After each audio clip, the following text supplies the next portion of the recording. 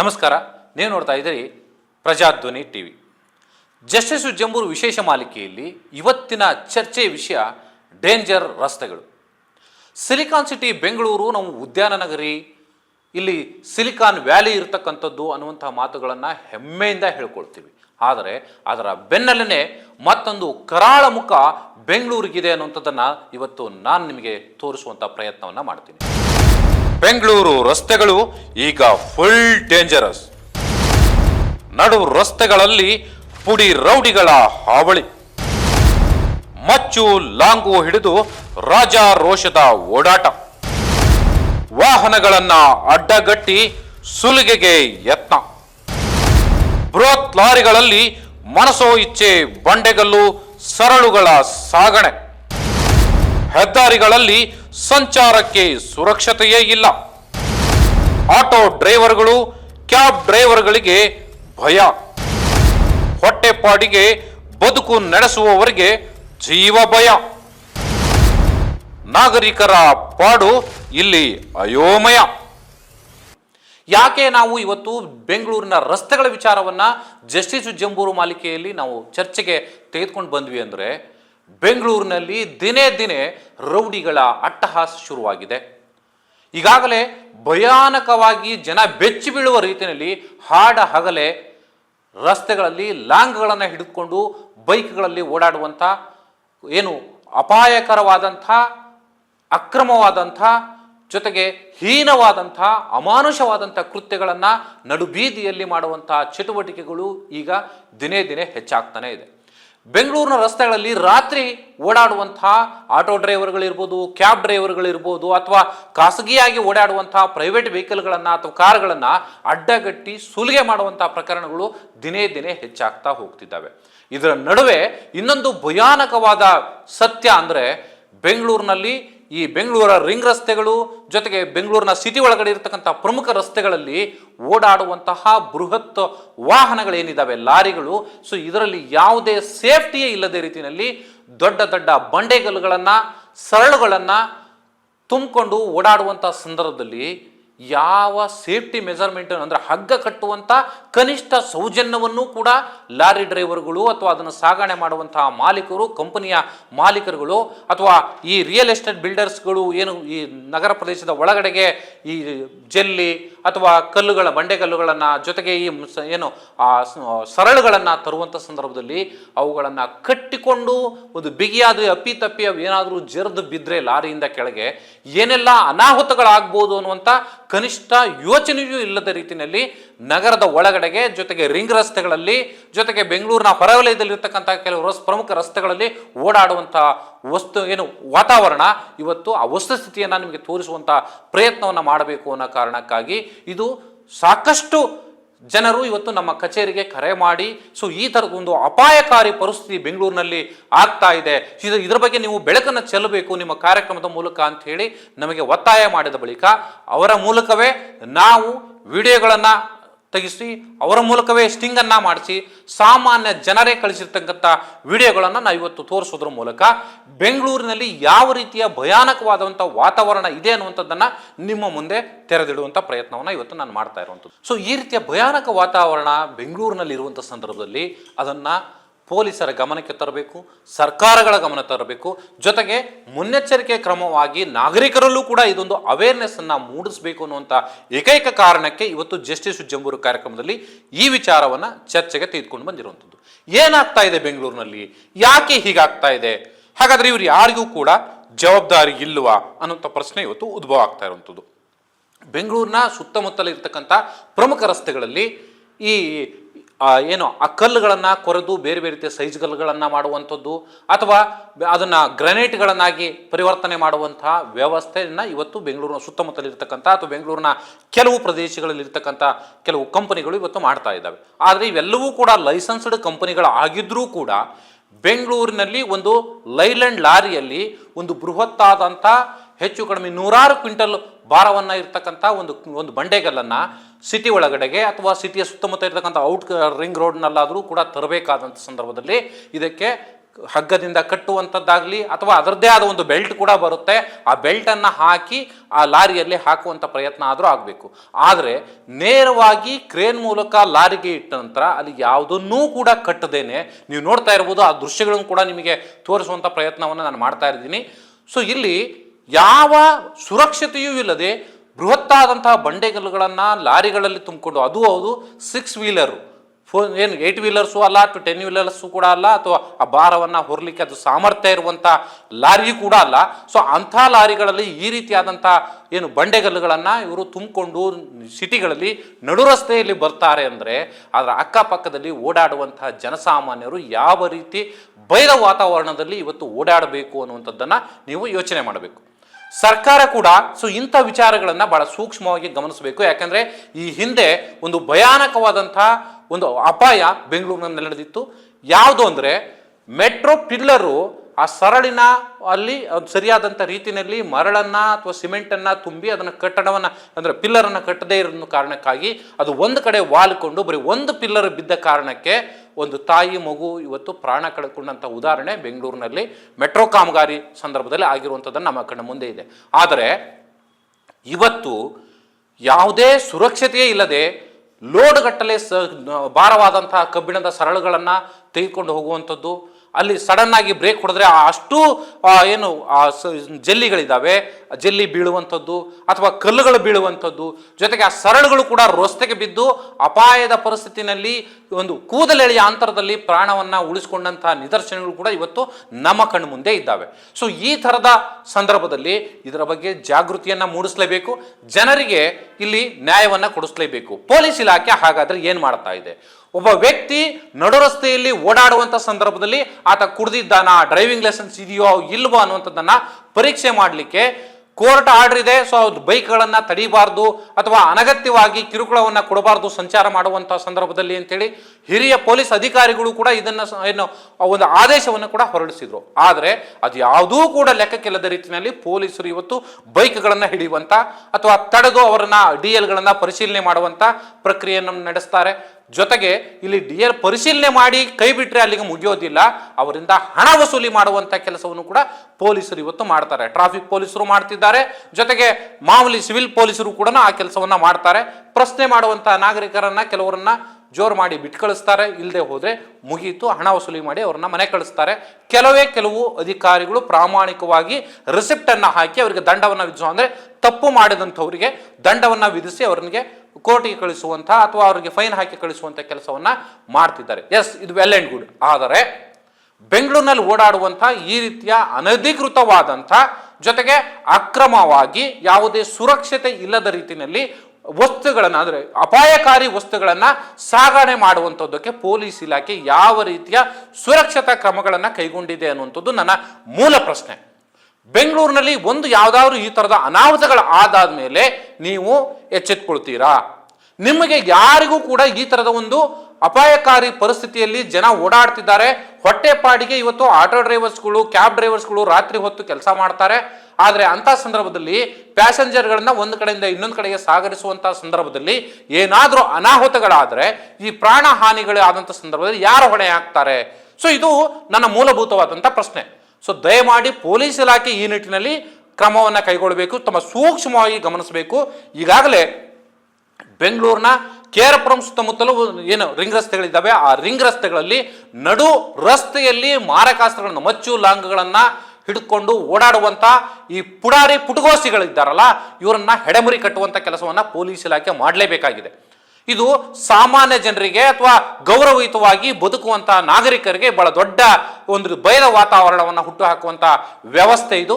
So ಈ ರೀತಿಯಾದಂಥ ವ್ಯವಸ್ಥೆಗೆ ಕಡಿವಾಣವನ್ನು ಹಾಕದೇ ಹೋದರೆ ಪೊಲೀಸ್ ಇಲಾಖೆ, ನಾಗರಿಕರು ಬೆಂಗಳೂರಿನಲ್ಲಿ ಸಿಲಿಕಾನ್ ಸಿಟಿಯಲ್ಲಿ ಗೌರವಯುತವಾಗಿ ಬದುಕಲಿಕ್ಕೆ ಸಾಧ್ಯ ಇಲ್ಲ. ಗೌರವಯುತವಾಗಿ ಬದುಕೋದಿರಲಿ, ನಡು ರಸ್ತೆಯಲ್ಲಿ ಒಂಟಿಯಾಗಿ ಓಡಾಡಬೇಕಾ ಬೇಡವಾ ಅನ್ನುವಂಥ ಒಂದು ಪ್ರಶ್ನೆ ಇವತ್ತು ನಾಗರಿಕರನ್ನ ಕಾಡ್ತಾ ಇದೆ. ಅಂದರೆ ಪೊಲೀಸ್ ಇಲಾಖೆಯ ವೈಫಲ್ಯ ಇಲ್ಲಿ ಎದ್ದು ಕಾಣಿಸ್ತಾ ಇದೆ.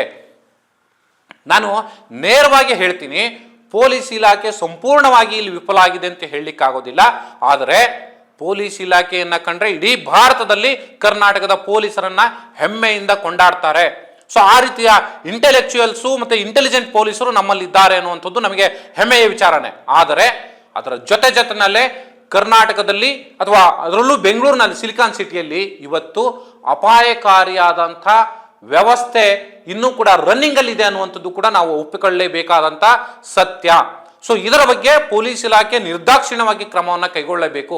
ಬೆಂಗಳೂರು ಸಿಟಿ ಕಮಿಷನರ್ ಆದಂತಹ ದಯಾನಂದ್ ಅವರಿಗೆ ನಾನು ಈ ಕಾರ್ಯಕ್ರಮದ ಮೂಲಕ ನೇರವಾಗಿ ಹೇಳುವಂಥದ್ದು ಒಂದೇನೆ, ಸೊ ಈ ತರದ ಪುಟಗೋಸಿಗಳು ಏನಿದ್ದಾರೆ, ವೀಲಿಂಗ್ ಮಾಡುವಂಥವ್ರು, ರಸ್ತೆಗಳಲ್ಲಿ ಹೆದ್ದಾರಿಗಳಲ್ಲಿ ವೀಲಿಂಗ್ ಮಾಡುವಂಥವ್ರು, ವೀಲಿಂಗ್ ಮಾಡ್ತಾ ಈ ರೀತಿಯ ಏನು ಜನರನ್ನ ಭಯಗೊಳಿಸುವಂತ, ಅವರನ್ನ ಹೆದರಿಸುವಂತ, ಅಥವಾ ಕ್ಯಾಬ್ ಡ್ರೈವರ್ಸ್ಗಳು ಇರ್ಬೋದು, ಆಟೋ ಡ್ರೈವರ್ಸ್ಗಳನ್ನ ಬೇರೆ ಬೇರೆ ರೀತಿಯಲ್ಲಿ ಯಾಮಾರಿಸಿ ಅವರನ್ನ ಬೆದರಿಸಿ ಮಾರಕಾಸ್ತ್ರಗಳನ್ನು ತೋರಿಸಿ ಸುಲಿಗೆ ಮಾಡುವಂತ ಈ ಪರೋಡಿಗಳೇನಿದ್ದಾರೆ, ಇಂಥವರ ಹೆಡಮುರಿ ಕಟ್ಟುವಂತ ಕೆಲಸವನ್ನ ನೀವು ಮಾಡದೆ ಹೋದ್ರೆ ಬೆಂಗಳೂರಿಗೆ ಜನ ಕೇಳುವಂಥದ್ದು ಮತ್ತೊಬ್ಬ ಸಾಂಗ್ಲಿಯಾನಂತವರು ಬರಬೇಕಾಗುತ್ತೆ.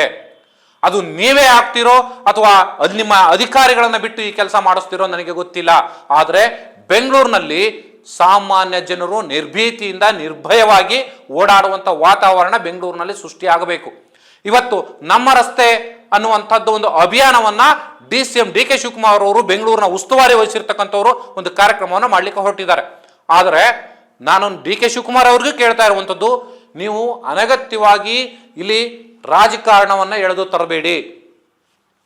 ಬಿಜೆಪಿ ಅಧಿಕಾರದಲ್ಲಿದ್ದಂಥ ಸಂದರ್ಭದಲ್ಲೂ ಈ ತರದ ಚಟುವಟಿಕೆಗಳನ್ನ ನಡೆದಿರೋದಂತ ನಾವು ನೋಡಿದ್ದೀವಿ. ನಡು ರಸ್ತೆಯಲ್ಲಿ ಕಾರ್ಪೊರೇಟರ್ಗಳ ಹತ್ಯೆ ಆಗಿರುವಂಥದ್ದನ್ನು ಕೂಡ ನಾವು ಕಣ್ಣಾರೆ ನೋಡಿದ್ದೀವಿ. ಆದರೆ ಬೆಂಗಳೂರಿನಲ್ಲಿ ಈಗ ಒಂದು ಹತೋಟಿಗೆ ಬಂದಿದೆ, ಒಂದು ತೀರಾ ಅಕ್ರಮ ಚಟುವಟಿಕೆಗಳು ಕಡಿಮೆ ಆಗಿದ್ದಾವೆ ಅನ್ನುವಂಥದ್ದನ್ನ ನೀವು ಹೇಳ್ತಾ ಇದ್ದೀರಿ. ಆದರೆ ನಿನ್ನೆ ಮೊನ್ನೆ ಮೀಸೆ ಚಿಗುರದೆ ಇರ್ತಕ್ಕಂಥ ವ್ಯಕ್ತಿಗಳು ಅಥವಾ ಪುಡಾರಿಗಳು ನಡು ರಸ್ತೆಯಲ್ಲಿ ಲಾಂಗ್ಗಳನ್ನು ಹಿಡ್ಕೊಂಡು ಓಡಾಡ್ತಾರೆ, ಜನರಲ್ಲಿ ಭಯವನ್ನ ಹುಟ್ಟು ಹಾಕ್ತಾರೆ ಅನ್ನೋದಾದ್ರೆ ಪೊಲೀಸ್ ಇಲಾಖೆ ಹಾಗಾದ್ರೆ ಏನ್ ಮಾಡ್ತಾ ಇದೆ? ಸೊ ನನ್ನ ಈ ಪ್ರಶ್ನೆಗೆ ನೀವು ಉತ್ತರವನ್ನು ಕೊಡಲೇಬೇಕಾಗುತ್ತೆ. ಯಾಕೆ ಅಂದ್ರೆ ಜನಸಾಮಾನ್ಯರ ರಕ್ಷಣೆ ಪೊಲೀಸ್ ಇಲಾಖೆಯ ಮೊದಲ ಹೊಣೆ. ನಿಮ್ಮನ್ನ ತುಂಬಾ ಸ್ನೇಹಯುತವಾಗಿ ನಾಗರಿಕರು ನಿಮ್ಮನ್ನ ನೋಡಬೇಕು, ಪೊಲೀಸ್ ಇಲಾಖೆಯ ಮೇಲೆ ಒಂದು ನಂಬಿಕೆಯನ್ನು ಇಡಬೇಕು, ಒಂದು ಅಭಿಮಾನವನ್ನು ಇಡಬೇಕು ಅನ್ನೋದಾದ್ರೆ ಪೊಲೀಸ್ ಇಲಾಖೆ ನಿಷ್ಪಕ್ಷಪಾತವಾಗಿ, ನಿರ್ದಾಕ್ಷಿಣ್ಯವಾಗಿ, ಪ್ರಾಮಾಣಿಕವಾಗಿ ಇವತ್ತು ಕೆಲಸವನ್ನ ಮಾಡಬೇಕಾಗುತ್ತೆ. ನಿಮ್ಮದೇ ಆದ ಒಂದು ವ್ಯವಸ್ಥೆಯಲ್ಲಿ ನಿಮಗೆ ಯಾವ್ಯಾವ ರೀತಿಯ ಪ್ರೆಷರ್ ಇದೆಯಾ ಅನ್ನೋದಂಥದ್ದು ನನಗೆ ಅರಿವಿದೆ. ಸೊ ಅರಿವಿನ ಜೊತೆನಲ್ಲೇ ನಾನು ಹೇಳ್ತಾ ಇರತಕ್ಕಂಥದ್ದು, ನೀವು ಈ ತರದ ಎಲಿಮೆಂಟ್ಸ್ಗಳನ್ನ ಬೆಂಗಳೂರಿನಲ್ಲಿ ಬೆಳಿಲಿಕ್ಕೆ ಬಿಟ್ರೆ ಇದು ಮುಂದೊಂದು ದಿನ ಬಹಳ ದೊಡ್ಡ ಹುಣ್ಣಾಗಿ ಪರಿಣಮಿಸುತ್ತೆ. ಈ ಹುಣ್ಣು ಇಡೀ ಒಂದು ರೀತಿ ಕ್ಯಾನ್ಸರ್ ರೀತಿಯಲ್ಲಿ ಬೆಂಗಳೂರು ಸಿಟಿಯನ್ನ ಆವರಿಸಿಕೊಂಡ್ರೂ ಕೂಡ ಯಾವುದೇ ರೀತಿಯ ಆಶ್ಚರ್ಯ ಇಲ್ಲ. ದಯಮಾಡಿ ಈ ರೀತಿಯ ಪುಡಾರಿಗಳು, ಪರೋಡಿಗಳು ರೋಡಿಗಿಳಿದು ಜನರನ್ನ ಭಯಗೊಳಿಸುವಂತ, ಜನರಲ್ಲಿ ಒಂದು ಭಯಭೀತಿಯನ್ನು ಉಂಟಾಕುವಂತ, ಅಥವಾ ಲಾಂಗ್ ಹಿಡಿದುಕೊಂಡು ಬೈಕ್ನಲ್ಲಿ ವೀಲಿಂಗ್ ಮಾಡಿದ್ರೆ ಅಥವಾ ಬೈಕ್ನಲ್ಲಿ ನಡುಬೀದಿನಲ್ಲಿ ಲಾಂಗ್ ಹಿಡ್ಕೊಂಡು ಓಡಾಡ್ಬಿಟ್ರೆ ನಾವೇನೋ ದೊಡ್ಡ ಹೀರೋಗಳು ಅನ್ನೋ ರೀತಿಯಲ್ಲಿ ಬಿಂಬಿಸಿಕೊಳ್ಳುವಂತ, ಅಥವಾ ಈ ರೌಡಿಸಂ ಜಗತ್ತಿನಲ್ಲಿ ಒಂದು ಹೊಸ ಅಲೆಯನ್ನು ಸೃಷ್ಟಿ ಮಾಡಿಸುವಂತ ಈ ಪ್ರಯತ್ನಗಳಿದ್ದಾವಲ್ಲ, ಇದು ಬಹಳ ದೊಡ್ಡ ಅಪಾಯಕಾರಿ. ಸೊ ಇದಕ್ಕೆ ನೀವು ಕಡಿವಾಣ ಹಾಕುವಂತ ಕೆಲಸವನ್ನ ನೀವು ಮಾಡಲೇಬೇಕು. ನಿಮಗೆ ಪೊಲೀಸ್ ಇಲಾಖೆ ಸಂಪೂರ್ಣವಾದಂತಹ ಒಂದು ಪವರ್ ಅನ್ನ ಕೊಟ್ಟಿದೆ. ಬೆಂಗಳೂರಿನಲ್ಲಿ ನೀವು ಒಬ್ಬ ಕಮಿಷನರ್ ಆಗಿ ನಿಂತ್ಕೊಂಡು ಇಂಥವರ ಹೆಡಮರಿ ಕಟ್ಟಿದ್ರೆ ಇಡೀ ಕರ್ನಾಟಕದ ಜನ ಮಾತ್ರ, ಬೆಂಗಳೂರಿನ ಜನ ಮಾತ್ರ ಅಲ್ಲ, ಇಡೀ ಕರ್ನಾಟಕದ ಜನ ನಿಮ್ಮನ್ನ ಹಾಡಿ ಹೊಗಳ್ತಾರೆ. ದಯಾನಂದ್ ಅವರೇ, ದಯಮಾಡಿ ನೀವು ಈ ವಿಚಾರವನ್ನ ಬಹಳ ಸೀರಿಯಸ್ ಆಗಿ ತೆಗೆದುಕೊಳ್ಳಲೇಬೇಕಾಗುತ್ತೆ. ಇದರ ಜೊತೆಯಲ್ಲಿ ಬೆಂಗಳೂರಿನ ಸಿಟಿಯಲ್ಲಿರ್ಬೋದು ಅಥವಾ ಹೊರಗಡೆ ರಿಂಗ್ ರಸ್ತೆಗಳಲ್ಲಿರ್ಬೋದು, ಈ ರೀತಿ ಯಾವುದೇ ಸುರಕ್ಷತೆಯೇ ಇಲ್ಲದ ರೀತಿಯಲ್ಲಿ ಬಂಡೆಗಲ್ಲುಗಳನ್ನ, ಸರಳುಗಳನ್ನ ಅಥವಾ ಜಲ್ಲಿಕಲ್ಲುಗಳನ್ನ ಒಯ್ಯುವಂತ ಈ ಲಾರಿಗಳೇನಿರ್ತಾವಲ್ಲ, ಇವು ನಿಜಕ್ಕೂ ಪರ್ಮಿಷನ್ ಅನ್ನ ತೆಗೆದುಕೊಂಡಿದ್ದಾರಾ ಅಥವಾ ನಿಜಕ್ಕೂ ಇವರು ಅಕ್ರಮವಾಗಿ ಸಾಗಣೆ ಮಾಡ್ತಾ ಇದ್ದಾರಾ ಅಥವಾ ಇಲ್ವಾ? ಇವರು ಒಂದ್ ವೇಳೆ ಲೈಸೆನ್ಸ್ ಅನ್ನ ತೆಗೆದುಕೊಂಡ್ರು ಕೂಡ ಒಂದು ಸುರಕ್ಷತೆಯ ಆಧಾರದಲ್ಲಾದ್ರೂ ಕೂಡ ಅವುಗಳನ್ನ ಸುರಕ್ಷಿತವಾಗಿ ಕಟ್ಕೊಂಡು ನಾಳೆ ಏನಾದ್ರೂ ಅನಾಹುತಗಳಾದ್ರೆ ಇದು ನಮ್ಮ ತಲೆ ಮೇಲೆ ಬರುತ್ತೆ ಅನ್ನುವಂತ ಕನಿಷ್ಠ ಜವಾಬ್ದಾರಿಯೂ ಇಲ್ಲದ ರೀತಿಯಲ್ಲಿ ಇವತ್ತು ಸಿಟಿಯ ಒಳಗಡೆ, ಸಿಟಿಯ ಹೊರಗಡೆ ಇರ್ತಕ್ಕಂಥ ಪ್ರಮುಖ ರಸ್ತೆಗಳಲ್ಲಿ ಬಂಡೆಗಲ್ಲುಗಳನ್ನ ನಡು ರಸ್ತೆಗಳಲ್ಲಿ ತೆಗೆದುಕೊಂಡು ಹೋಗ್ತಾರೆ. ರಾತ್ರಿ ಹೊತ್ತು ರಾಜಾರೋಷವಾಗಿ ಇವುಗಳನ್ನ ಯಾವ ಸುರಕ್ಷತೆಯೂ ಇಲ್ಲದೆ ಇವುಗಳನ್ನ ಸಾಗಿಸ್ತಾರೆ. ಅಂದ್ರೆ ಇಲ್ಲಿ ಪೊಲೀಸ್ ಇಲಾಖೆಯ ಜೊತೆಗೆ ಹೆದ್ದಾರಿ ಪ್ರಾಧಿಕಾರದ ಕರ್ತವ್ಯ ಕೂಡ ಇಲ್ಲಿ ಇದೆ. ಸೊ ಹಾಗಾಗಿ ಎರಡೂ ಇಲಾಖೆಗಳು ಬಹಳ ಜವಾಬ್ದಾರಿಯುತವಾಗಿ ಇವತ್ತು ಇವುಗಳನ್ನ ನಿಭಾಯಿಸಬೇಕಾಗಿದೆ. ನಾನು ಜಸ್ಟಿಸ್ ಜಂಬೂರ್ ಕಾರ್ಯಕ್ರಮದಲ್ಲಿ ಯಾಕೆ ಈ ವಿಚಾರವನ್ನು ತೆಗೆದುಕೊಂಡು ಬಂದೆ ಅಂದ್ರೆ, ನಾಗರಿಕರಿಂದ ಬಹಳ ದೊಡ್ಡದಾದಂತಹ ಒಂದು ಒತ್ತಡ ಇದೆ. ಇದು ನೇರವಾಗಿ ನಿಮ್ಮ ಇಲಾಖೆಯವರೆಗೂ ಅಥವಾ ನಿಮ್ಮ ಇಲಾಖೆಯ ಏನೋ ಇಲ್ಲಿರ್ತಕ್ಕಂಥ ಭ್ರಷ್ಟತೆಯನ್ನ ಅಥವಾ ಇಲ್ಲಿ ಕೆಲವರು ಕೂಡ ಕೈ ಜೋಡಿಸ್ತಿದ್ದಾರೆ ಅನ್ನುವಂಥ ಅನುಮಾನಗಳನ್ನು ಕೂಡ ಸಾರ್ವಜನಿಕರು ವ್ಯಕ್ತಪಡಿಸ್ತಿದ್ದಾರೆ. ಆದ್ರೆ ನಾನು ಸಾರಾಸಗಟಾಗಿ ಅದನ್ನು ಒಪ್ಕೊಳ್ಳಿಕ್ಕೆ ಸಿದ್ಧ ಇಲ್ಲ. ಆದರೆ ಪೊಲೀಸ್ ಇಲಾಖೆ ಮನಸ್ಸು ಮಾಡಿದ್ರೆ ನಡು ಬೀದಿಯಲ್ಲಿ ಹಣ ವಸೂಲಿ ಮಾಡ್ತಾ ಇರುವಂಥದ್ದು ಸತ್ಯ, ಅದು ನಿಮಗೆಲ್ಲರಿಗೂ ಕೂಡ ಗೊತ್ತಿರುವಂಥದ್ದು. ಆದರೆ ಯಾರೋ ಅಮಾಯಕರಿಂದ ಹಣ ವಸೂಲಿ ಮಾಡುವಂಥದ್ದು ಒಂದು ಭಾಗ ಆದರೆ, ಸೊ ಇಂಥವರ ಜೊತೆನಲ್ಲೂ ಕೂಡ ಕೈ ಜೋಡಿಸ್ತಿದ್ದಾರೆ ಕೆಲವರು. ನಾನು ಅದಕ್ಕೆ ಪರ್ಟಿಕ್ಯುಲರ್ ಆಗಿ ಹೇಳ್ತಾ ಇದ್ದೀನಿ, ಕೆಲವರು ಇದರಲ್ಲಿ ಕೈ ಜೋಡಿಸ್ತಾ ಇರುವಂಥ ಕಾರಣಕ್ಕಾಗಿ ರಾಜಾರೋಷವಾಗಿ ಯಾವ ಸುರಕ್ಷತೆಯನ್ನು ನಾವು ಅಳವಡಿಸಿಕೊಳ್ಳದೇನೆ ಈ ಬಂಡೆಗಲ್ಲುಗಳನ್ನ, ಜೊತೆಗೆ ಗ್ರಾನೈಟ್ಗಳನ್ನ, ಹಾಗೇನೆ ಇಲ್ಲಿ ಇರ್ತಕ್ಕಂಥ ಜಲ್ಲಿ ಕಲ್ಲುಗಳು ಇರ್ಬೋದು, ದೊಡ್ಡ ದೊಡ್ಡ ಪ್ರಮಾಣದಲ್ಲಿ ಇರುವಂತಹ ಬೋರ್ಡರ್ಸ್ ಕಲ್ಲುಗಳು ಇರ್ಬೋದು, ಅಥವಾ ಸರಳುಗಳು, ದಪ್ಪದಾದಂತಹ ಸರಳುಗಳನ್ನ ಇವತ್ತು ತೆಗೆದುಕೊಂಡು ರಸ್ತೆಗಳಲ್ಲಿ ಸುರಕ್ಷತೆ ಇಲ್ಲದೆ ಓಡಾಡುವಂತಹ ವ್ಯವಸ್ಥೆಯನ್ನು ಕೂಡ ಇವತ್ತು ನಾವು ನೋಡಿದ್ದೀವಿ.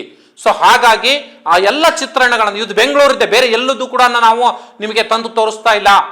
ನಾವೇ ಸ್ಟಿಂಗ್ ಮಾಡಿರ್ತಕ್ಕಂಥ ಚಿತ್ರಣಗಳನ್ನೇ ನಿಮ್ಮ ಕಣ್ಣು ಮುಂದೆ ನಾವು ತೋರಿಸ್ತಾ ಇದ್ದೀವಿ.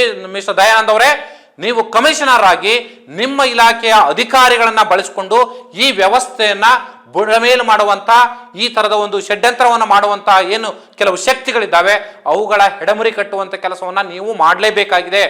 ನೀವು ಮಾಡದೆ ಹೋದ್ರೆ ನಾವು ನಿಮ್ಮ ಮೇಲೆ, ಜೊತೆಗೆ ಸರ್ಕಾರದ ಮೇಲೆ ಪ್ರೆಷರ್ ತರುವಂತ, ಒತ್ತಡ ತಂದು ಇದನ್ನು ನಿಲ್ಲಿಸುವಂತ ಕೆಲಸವನ್ನ ನಾವು ಮಾಡೇ ಮಾಡ್ತೀವಿ. ಅದರಲ್ಲಿ ಎರಡು ಮಾತೇ ಇಲ್ಲ. ಜಸ್ಟಿಸ್ ಜಂಬೂರು ಕಾರ್ಯಕ್ರಮ ಇರುವಂಥದ್ದೇ ಸೊ ಸಾಮಾನ್ಯ ಜನರಿಗೆ ನ್ಯಾಯ ಕೊಡಿಸಬೇಕು, ಇಲ್ಲಿ ಯಾರಿಗೂ ಕೂಡ ಅನ್ಯಾಯ ಆಗಲಿಕ್ಕೆ ಬಿಡಬಾರದು, ಜನರ ಧ್ವನಿಯಾಗಿ ನಾವು ನಿಲ್ಲಬೇಕು ಅನ್ನುವಂಥ ಕಾರಣಕ್ಕಾಗಿ ಇವತ್ತು ಜಸ್ಟಿಸ್ ಜಂಬೂರು ಕಾರ್ಯಕ್ರಮವನ್ನು ನಾವು ಶುರು ಮಾಡಿರುವಂಥದ್ದು.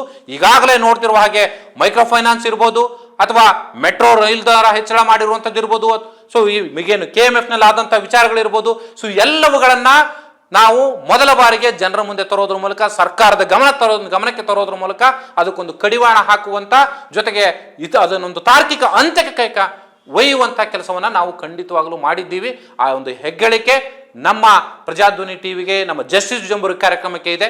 ಸೊ ಆ ಮೂಲಕ ನಾವು ಈ ವಿಚಾರವನ್ನು ತೆಗೆದುಕೊಂಡು ಬಂದಿರುವಂಥದ್ದು ಏನಂದ್ರೆ, ನಾವೀಗಾಗಲೇ ನೀವು ನೋಡಿರುವ ಹಾಗೆ ಮೈಕ್ರೋ ಫೈನಾನ್ಸ್ ಇರ್ಬೋದು, ಏನು ಮೆಟ್ರೋ ದರ ಹೈಕ್ ಮಾಡಿರುವಂಥ ವಿಚಾರಕ್ಕೆ ಸಂಬಂಧಪಟ್ಟ ಇರ್ಬೋದು, ಅಥವಾ KMF ವಿಚಾರ ಇರ್ಬೋದು, ಸೊ ಈ ಥರದ ಜನೋಪಯೋಗಿ ವಿಚಾರಗಳನ್ನು ಎತ್ಕೊಂಡು ಬಂದು ನಾವು ಏನು ಜಸ್ಟಿಸ್ ಜಂಬೂರು ಕಾರ್ಯಕ್ರಮದಲ್ಲಿ ಚರ್ಚೆ ಮಾಡೋದ್ರ ಮೂಲಕ ಅದನ್ನು ತಾರ್ಕಿಕ ಅಂತ್ಯಗೊಳಿಸುವಂಥ ಕೆಲಸವನ್ನು ನಾವು ಖಂಡಿತವಾಗಲೂ ಕೂಡ ಮಾಡ್ಕೊಂಡು ಬಂದಿದ್ದೀವಿ. ಸೊ ಇದರಲ್ಲಿ ಯಾವುದೇ ರಾಜಿ ಪ್ರಶ್ನೆ ಇಲ್ಲ. ಅವು ಎಷ್ಟೇ ಬಲಾಢ್ಯನಾಗಿರಲಿ, ಈ ವಿಚಾರದಲ್ಲೂ ಅಷ್ಟೇ, ಅವನು ಎಷ್ಟೇ ದೊಡ್ಡ ಕಂಪನಿಯ ಮಾಲೀಕ ಆಗಿರಲಿ, ಸೊ ಇಲ್ಲಿ ಅಕ್ರಮವಾಗಿ ಅಥವಾ ಯಾವ ಸುರಕ್ಷತೆಯ ಮೆಜರ್ಮೆಂಟ್ಗಳನ್ನು ಕೂಡ ಇಟ್ಕೊಳ್ದೇನೆ ಈ ಬಂಡೆಗಲ್ಲುಗಳನ್ನು, ಸರಳುಗಳನ್ನು ಸಿಟಿಯ ಮಧ್ಯದಲ್ಲಿ ಸಾಗಿಸುವಂಥವ್ರಿಗೆ ನಿರ್ದಾಕ್ಷಿಣ್ಯವಾಗಿ ಕ್ರಮವನ್ನು ಪೊಲೀಸ್ ಇಲಾಖೆ, ಹೆದ್ದಾರಿ ಪ್ರಾಧಿಕಾರ ತೆಗೆದುಕೊಳ್ಳಲೇಬೇಕು. ಇಲ್ಲದೆ ಹೋದರೆ ಇದು ನಾವು ಶಾಂಪಲ್ ತೋರಿಸ್ತಾ ಇರುವಂಥದ್ದು. ಸರ್ಕಾರ ಜೊತೆಗೆ ಪೊಲೀಸ್ ಇಲಾಖೆ ಎಚ್ಚೆತ್ತುಕೊಳ್ಳಿ, ತಕ್ಷಣ ಇದರ ಬಗ್ಗೆ ಕ್ರಮವನ್ನು ಕೈಗೊಳ್ಳಬೇಕು ಅನ್ನುವಂಥ ನಿಟ್ಟಿನಲ್ಲಿ ನಾವು ಆರಂಭಿಕವಾಗಿ ಇದನ್ನು ನಾವು ಜಸ್ಟ್ ಶಾಂಪಲ್ ತೋರಿಸ್ತಾ ಇರುವಂಥದ್ದು.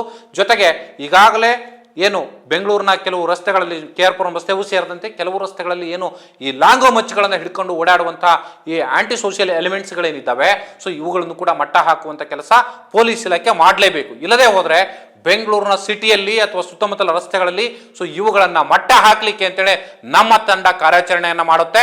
ಅದರಲ್ಲಿ ಎರಡು ಮಾತೇ ಇಲ್ಲ. ನಾವು ಯಾರ್ಯಾರು ಈ ಥರದ ಪ್ರಕರಣಗಳಲ್ಲಿ ಭಾಗಿಯಾಗ್ತಿದ್ದಾರೆ ಅನ್ನುವಂಥದ್ದನ್ನು ಸವಿವರವಾಗಿ ವಿತ್ ಡಾಕ್ಯುಮೆಂಟ್ ನಾವು ಜನರ ಮುಂದೆ ಇಡ್ತೀವಿ. ಅದರಲ್ಲಿ ರಾಜಿ ಪ್ರಶ್ನೆಯೇ ಇಲ್ಲ. ಸೊ ಇಂಥವುಗಳನ್ನು ಹೆಡಮುರಿ ಕಟ್ಟುವಂಥ, ಜೊತೆಗೆ ಬೆಂಗಳೂರಿನ ಅಥವಾ ಕರ್ನಾಟಕದ ಜನ ನೆಮ್ಮದಿಯಿಂದ ಬದುಕಲಿಕ್ಕೆ ಏನು ಬೇಕೋ ಅದನ್ನು ಮಾಡಲಿಕ್ಕೆ ಪ್ರಜಾಧ್ವನಿ ಚಾನಲ್ಲು ಅಥವಾ ಪ್ರಜಾಧ್ವನಿ TV ಇವತ್ತು ನಾವು ಸಿದ್ಧರಾಗಿ ನಿಂತಿದ್ದೀವಿ. ಸೊ ಆ ಕಾರಣಕ್ಕೋಸ್ಕರನೇ ಜಸ್ಟಿಸ್ ವಿತ್ ಜಂಬೂರು ಕಾರ್ಯಕ್ರಮವನ್ನು ಆಯೋಜನೆ ಮಾಡಿರುವಂಥದ್ದು. ಜನರಿಗೆ ನ್ಯಾಯ ಕೊಡಿಸುವ ನಿಟ್ಟಿನಲ್ಲಿ ನಾವು ಮೊದಲ ಹೆಜ್ಜೆಯನ್ನು ಇಡಬೇಕು, ಜನರ ಪರವಾಗಿ ನಾವು ನಿಲ್ಲಬೇಕು, ದಮನಿತರ ಶೋಷಿತರ ಧ್ವನಿಯಾಗಿ ನಿಲ್ಲಬೇಕು ಅನ್ನುವಂಥ ದೃಢ ನಿಶ್ಚಯದೊಂದಿಗೆ ಈ ಕಾರ್ಯಕ್ರಮವನ್ನು ಶುರು ಮಾಡಿದ್ದೀವಿ. ಆ ಜರ್ನಿ ಯಾವ ಕಾರಣಕ್ಕೂ ನಿಲ್ಲೋದಿಲ್ಲ. ಸೊ ಇಲ್ಲಿ ಕೂಡ ಅಷ್ಟೇ, ಯಾರ್ಯಾರು ಅಕ್ರಮವಾಗಿ ಅಥವಾ ಯಾವ ಇಲ್ಲಿ ಸೇಫ್ಟಿ ಮೆಜರ್ಮೆಂಟ್ಗಳನ್ನು ಕೂಡ ಬಳಸದೇನೆ ಬಂಡೆಗಲ್ಲುಗಳನ್ನು, ಸರಳುಗಳನ್ನು, ಬೋರ್ಡರ್ಸ್ ಕಲ್ಲುಗಳನ್ನು ಸಿಟಿ ಮಧ್ಯದಲ್ಲಿರ್ಬೋದು ಅಥವಾ ನಗರ ಸುತ್ತಮುತ್ತಲಿರ್ತಕ್ಕಂಥ ಪ್ರಮುಖ ರಸ್ತೆಗಳಲ್ಲಿ ಓಡಾಡುವಂಥ, ನಡು ರಸ್ತೆಯಲ್ಲಿ ಮಧ್ಯರಾತ್ರಿ ಏನು ನೀವು ಸಾಗಣೆ ಮಾಡಿಬಿಟ್ರೆ ಇಲ್ಲಿ ಯಾರು ಕೇಳೋರಿಲ್ಲ, ಯಾವುದೇ ಅನಾಹುತಗಳಾದರೂ ಕೂಡ ನಾವು ಹೇಗೋ ಪಾರಾಗ್ಬಿಡಬಹುದು ಅನ್ನುವಂಥ ಭ್ರಮೆಯಲ್ಲಿ ಏನಾದರೂ ಈ ಥರದ ಕೃತ್ಯಗಳನ್ನ ನೀವು ಮಾಡ್ತಾ ಇದ್ದಿದ್ರೆ ಖಂಡಿತವಾಗ್ಲೂ ನಿಲ್ಲಿಸಲೇಬೇಕು. ಪೊಲೀಸ್ ಇಲಾಖೆಗೂ ನಾನು ಹೇಳುವಂಥದ್ದು ಈ ಕಾರ್ಯಕ್ರಮದ ಮೂಲಕ ಇಷ್ಟೇನೆ, ನೀವು ಕನಿಷ್ಠ ಮಾನವೀಯತೆಯಿಂದ ಮುನ್ನೆಚ್ಚರಿಕೆ ಕ್ರಮವನ್ನು ಕೈಗೊಳ್ಳಲಿಕ್ಕೆ ನೀವು ಹೆಜ್ಜೆ ಇಡಲೇಬೇಕಾಗುತ್ತೆ. ಇಲ್ಲದೆ ಹೋದರೆ ನೀವು ಹೆಜ್ಜೆ ಇಡುವ ರೀತಿಯಲ್ಲಿ ಆ ರೀತಿಯ ಒಂದು ಪ್ರೆಷರ್ ಕ್ರಿಯೇಟ್ ಮಾಡುವಂಥ, ಜೊತೆಗೆ ಸರ್ಕಾರವೇ ನಿಮಗೆ ಚಾಟಿ ಬೀಸಿ ಕೆಲಸ ಮಾಡಲಿಕ್ಕೆ ಹಚ್ಚುವಂಥ ವ್ಯವಸ್ಥೆಯನ್ನು ನಾವು ಮಾಡ್ತೀವಿ. ದಯಮಾಡಿ ಇದನ್ನ ನೀವು ಮಾಡ್ತೀರಿ. ಮಾನವೀಯತೆ ದೃಷ್ಟಿನಲ್ಲಿ ಕೆಲಸ ಮಾಡೋದರಲ್ಲಿ ಬೆಂಗಳೂರಿನ ಕಮಿಷನರ್ ಆಗಿಂತ ದಯಾನಂದ್ ಅವರು ಎತ್ತಿದ ಕೈ ಅನ್ನುವಂಥದ್ದು ನಮಗೆ ಚೆನ್ನಾಗಿ ಗೊತ್ತಿದೆ. ಸೊ ನೀವು ನಿಶ್ಚಿತವಾಗಿ ಈ ಕೆಲಸ ಮಾಡ್ತೀರಿ ಅನ್ನುವಂಥ ಸದಾಶಯ, ಜೊತೆಗೆ ಜನರಿಗೆ ಇದರಿಂದ ಒಂದು ಒಳಿತಾಗುತ್ತೆ ಅನ್ನುವಂಥ ಮನೋಭಾವದೊಂದಿಗೆ ನಾವು ಈ ಕಾರ್ಯಕ್ರಮ ಮುಗಿಸೋಣ. ನಮಸ್ಕಾರ.